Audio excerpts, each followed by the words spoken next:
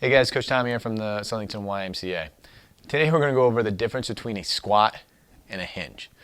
A lot of people sometimes mix them together. They are drastically different in some capacity, but we tend to see a lot of confusion as to what is really good for one person may also not be really good for another. All right, so typically the way you can describe the difference between a squat and a hinge is basically what the torso angle is going to look like.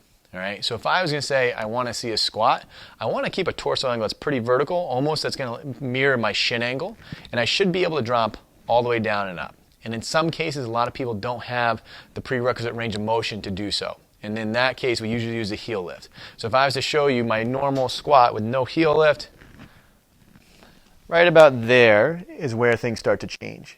All right, but if I give myself a little bit of a heel lift, this is kind of a high one, but this is what we can use sometimes, all of a sudden, you can see how it's very different.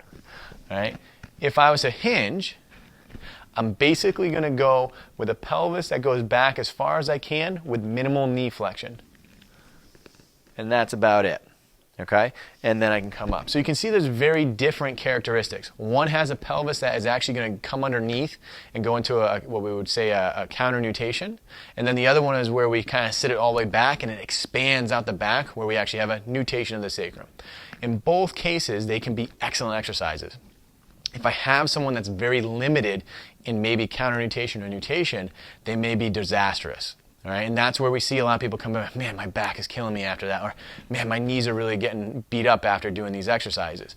If I'm trying to push range of motion through a space that it can't expand, or I can't get a good compressive force on that side, you're going to end up running into some limitations. All right? So what we do with our athletes or even our personal training clients is we'll assess. We need to assess, can they get the hip all the way into flexion? Can it internally rotate, externally rotate? Do we have some of the prerequisites in terms of a breathing excursion so that I know we can expand and compress into certain areas? And then maybe we use some certain tools to help facilitate that as we go through it.